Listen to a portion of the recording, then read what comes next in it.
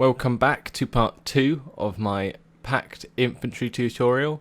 Now we're moving on to the better HGMs that you can get with the PACT side, the PTUR Conkers. Now the PTUR Conkers is, I believe, the best HGM that the infantry of the PACT can field. It has an accuracy of 9 and an AP power of 19. So this is going to be reasonably effective against heavy tanks. Now, obviously against the front armor of something like an Abrams, it's not going to do too much damage at max range, or at any range, in fact, because it's a heat weapon. So you're going to be trying to hit them in the side armor, and this means that when you use these guys, make sure you spread them out effectively, otherwise they're all going to be firing into the front armor and doing like 0 damage. The only thing you have to be worried about with these guys is because they're only a 5-man squad, and they cost 25 points, they get killed very easily, and they can lose you a lot of points without you really realizing. You bring in a PTUR Conquer squad and you get it killed and you're like, oh, it's only 25 points. But then you lose another one and you lose another one because they're getting one shot by tanks. And it can be quite annoying. And sometimes I don't even think they're worth bringing onto the field because people try and ignore kind of cheaper AT weapons or HGM weapons, and also if they're cheaper, then you can bring in more of them and get more flanking shots. But because the Conkers aren't quite powerful enough to attack main battle tanks in the front armor, I kind of feel like I should ignore using them, because I can use 2 squads for the same price and attack them in 2 sides of a tank, which will allow me to kill the tank a lot more effectively. So they are very good HGMs, just bear in mind that their costs can let them down. Now we're moving on to the IGLOO, the best AA weapon you can get for the infantry. This has an accuracy of 10 and an HE power of 5. Now what I was talking about earlier with the HE power not being too much of a concern with the PACT AA units, because the NATO helicopters don't have that much HP, these guys aren't as useful as they used to be in Wargame European Escalation. Now, obviously having an accuracy of 10 is brilliant, and a HE power of 5 is just as good. These guys are really effective against taking down Apaches if people decide to use them. But the thing is with NATO at the moment, it's very, very air orientated, as in planes, not so much helicopters. And IGLOOs and AA infantry is not very effective against airplanes because of its very short range. So you can see the IGLOOs only have 1,960 meters versus airplanes, and it kind of lets them down. But either way, accuracy of 10 and a HE power of 5 is always decent. You just got to bear in mind that they're only a 2-man squad and they can die very, very easily. So you got to keep them out of harm's way and make sure that you keep them resupplied, because they only have 4 missiles. The accuracy of 10 means they're going to roughly hit 2 out of their 4 missiles every time they fire all of them off. So obviously that can depend on how veteran they are. If they have a higher veterancy, then they're going to be more accurate. But they have the very good stealth of being a 2-man squad. And if you're going to bring them in, you can bring them in Urals to keep the cost down, or if you want to keep them alive, you can bring them in the MTLBV, which is what I prefer to take over the BTR-60PB, purely because it saves you that little bit of extra money. Some people prefer the BTR-60PB because it's a lot faster and can get into position a lot easier. You can also use the IGLOOs to bring in BMP-1Ds and BMP-1Ps, or you can even use them to bring in the MI-8Ts and the MI-17s. Now we've got the Strela III. This is a slight downgrade, except from it has the same accuracy. So this is what I was kind of talking about with the Conquer squads. You're getting more, like the Strela III has an accuracy of 10, has an HE power of 4, so it can still 2-shot a Apache. So you can basically save 5 points on every single squad of AA. and you can still two-shot Apaches. I think that's well worth it, and that's why I would always go for a Strela III over an IGLOO. Yes, the IGLOO is the better choice for taking more HE power, but in terms of how useful that actually is, the Strela III really comes out on top, because it has the HE power of 4, which is still good enough to take out some of the better NATO helicopters. Now, you're never going to have much of a chance to shoot down Chinooks because people are generally careful with their supply helicopters. The only way you're really going to take them out is with your own planes, for example. So that's where you need to worry about that with. Whereas for infantry AA, they're normally used against helicopters, and that's what you've got to consider here. Now, they only have a range versus helicopters of 2,275 meters compared to the 2,450 meters of the IGLOO. That's probably the biggest difference here. But the HE power is not so much of an issue, and suppression is not too much of an issue either with AA. Now, they both share the very good stealth because they're both two-man squads. It's just their weapon systems are slightly different, which I would always pay for the Strela III over the IGLOOs because I like to save points. Now again, you can bring them in all the same kind of vehicles, which can be useful in certain situations. So now we're moving on to the Pansir Rodney.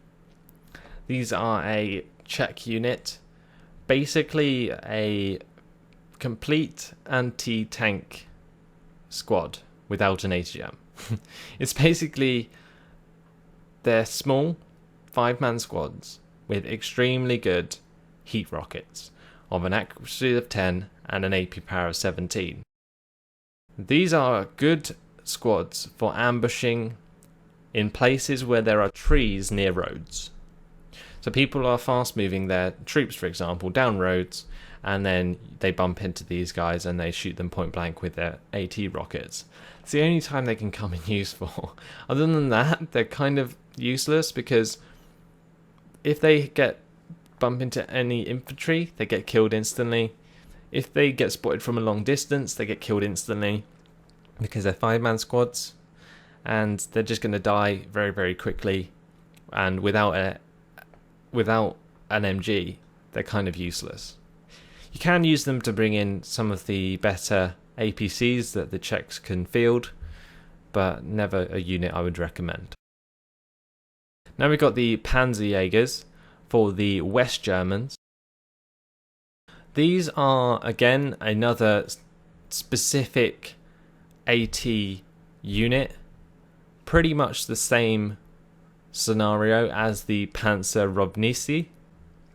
So that's basically it. I'm not going to go too much into these guys, they're kind of useless again. Now we've got the Pioneers. These are the first rocket anti-infantry units that we've got. So they have the napalm rounds, which they fire with like a launcher.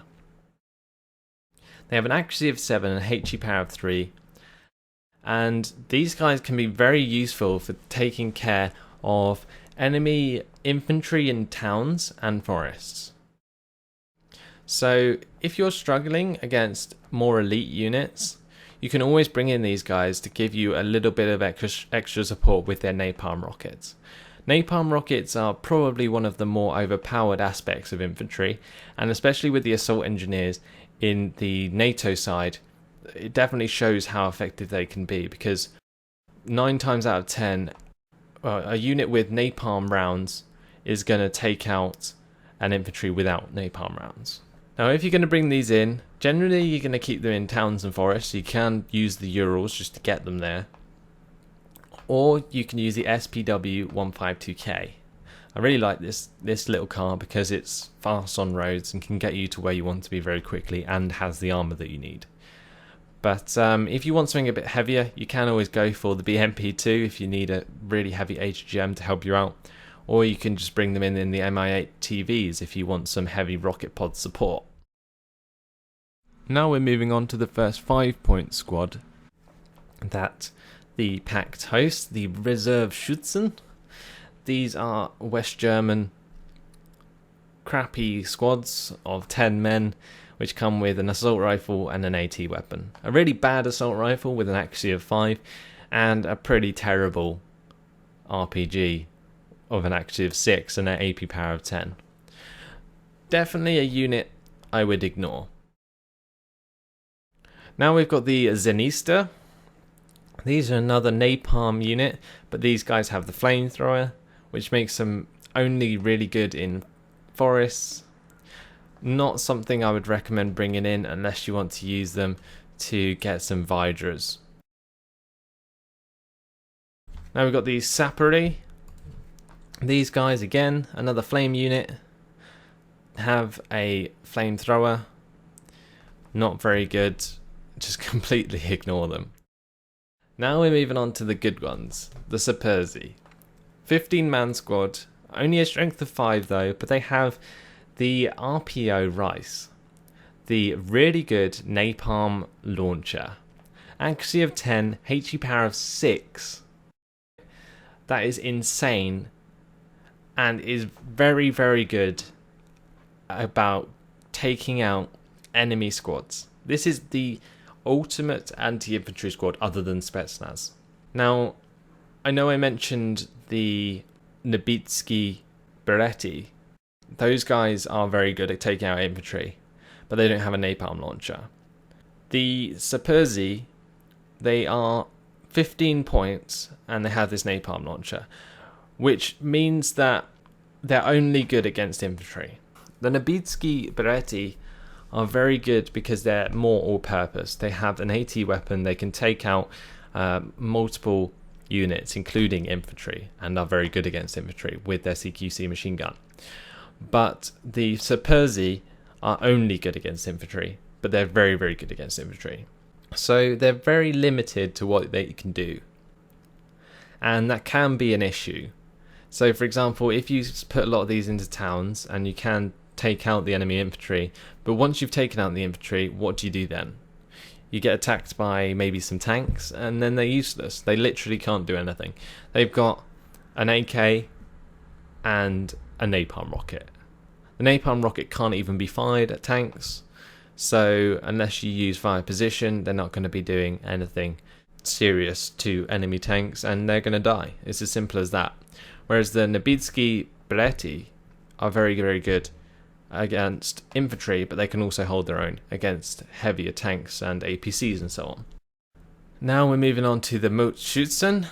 These are a very average infantry squad, but they're very good at attacking into towns. That's what people like them for. They were classed as a veteran squad, so they do have the 50% rate of fire buff, and they do have a CQC machine gun in form of the RPK, which has an accuracy of 9, a suppression of 54, and a rate of fire of 461 rounds per minute. They have a reasonably accurate assault rifle, accuracy of 8, suppression of 54, rate of fire of 225 rounds per minute. They also have a decent AT weapon, the RPG-7, accuracy of 8 and an AP power of 14. So they're very average attacking forces. If you need to spam a lot of units, take the Motschützen, and make sure if you are attacking into towns that you take them either in the SPW-152K so you can get them in there quickly, or you can go for something a bit more armoured like the SPW-60PV or maybe even a BMP-1. Sometimes these can be very useful to bring in because those HGMs that they host, although they're not very good against heavy armour, can be useful for taking out lighter units at longer ranges. Now we've got the PTUR Factoria. These guys have the Factoria HGM, which has an accuracy of 9 and an AP power of 14. They're a 2-man squad and they cost 15 points. They're basically 10 points cheaper than the Conquer squads, but they have obviously less accuracy and less AP power. They're decent for what I was saying in terms of the Conquers. The Conquers aren't good enough to penetrate NATO armour in the front armour. So that means you're going to have to bring in more than one Conquer squad to take out heavy tanks. But if you're doing that, then you're risking a lot of points namely 50 points if you bring in 2 squads of conkers. Whereas if you did the same with these guys, that means you're spending 30 points if you bring them in the trucks. You're saving not only 20 points, but you're going to have the same effect. That's something you have to be careful of when selecting either the conkers or the Factoria. So now we've got the Spetsnaz. This is the second elite unit after the FJB. These guys have the 100% rate of fire buff. They are the ultimate anti-infantry infantry.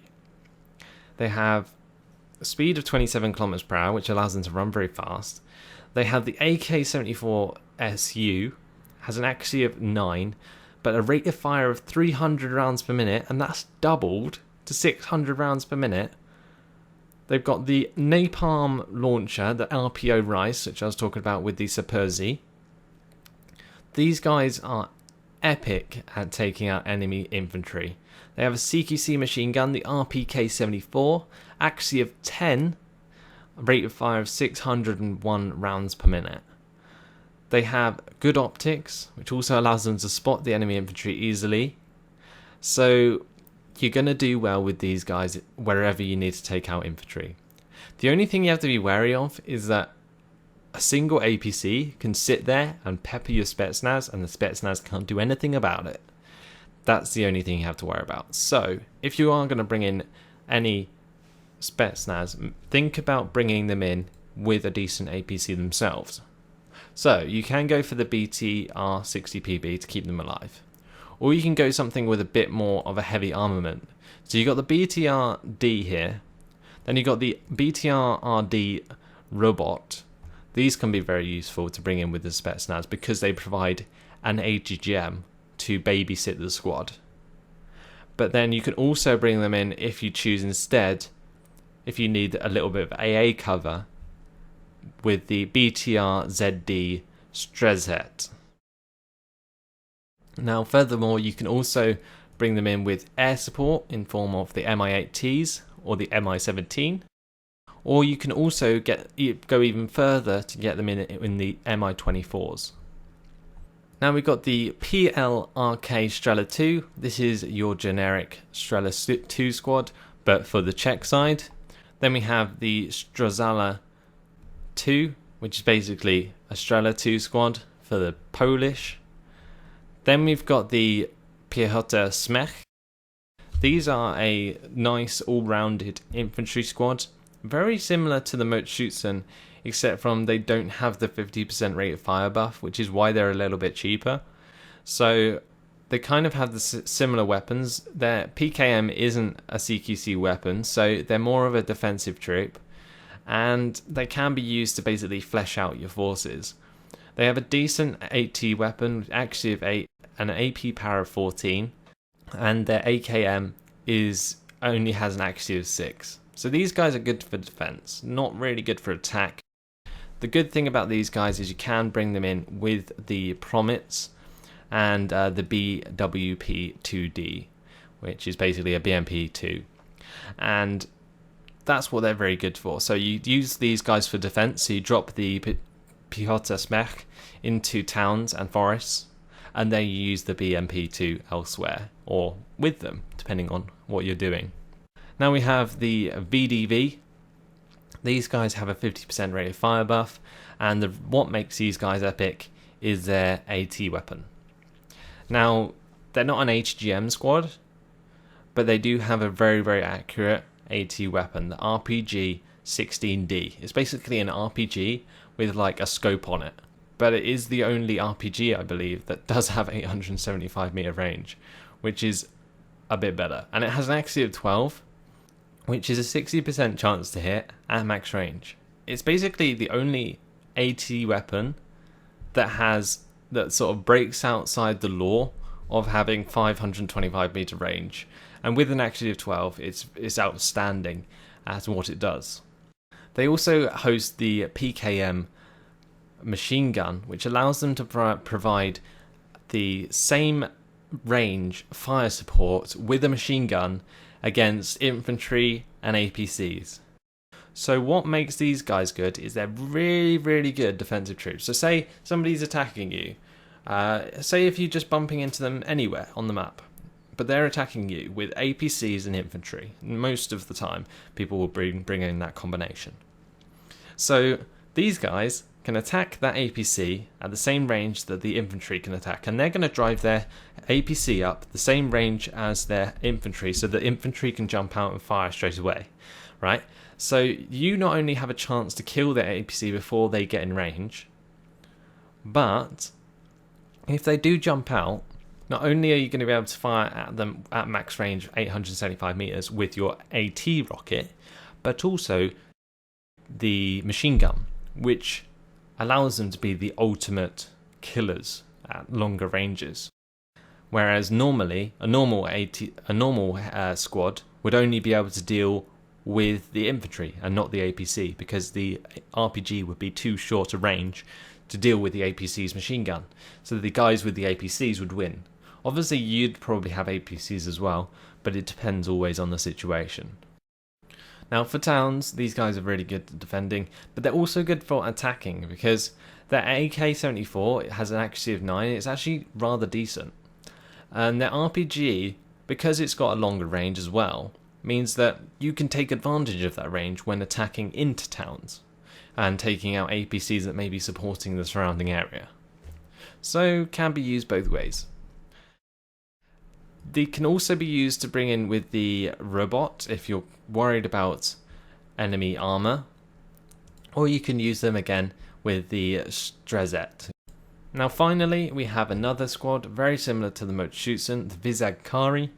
These guys have a 50% rate of fire buff, and they are a very good CQC squad, good for attacking into towns and attacking people while you're in towns against other people in towns. So they have a VZ58, accuracy of 8 on their assault rifle isn't great, rate of fire of 270 rounds per minute, but they have a CQC RPK with an accuracy of 9 and a rate of fire of 461 rounds per minute. They have an RPG 7 with an accuracy of 8 and an AP power of 14, which is also very, very good. So there you go, that's pretty much all of the infantry units. If you want to bring in the VulcanHDGaming, you can bring them in the OT-64C, and these HGMs can come in handy to support your VulcanHDGaming while you're attacking into towns. You can also use them to bring in Mi-8Ts and Mi-25s if you need extra fire support in that area. But there you go, guys. That's basically all of the PACT infantry units. Hopefully this was useful, and if you're watching this, then you've watched through both parts, so thanks for watching it all. Hopefully you guys have enjoyed it. Thanks for watching, and I'll see you in the next video. Goodbye.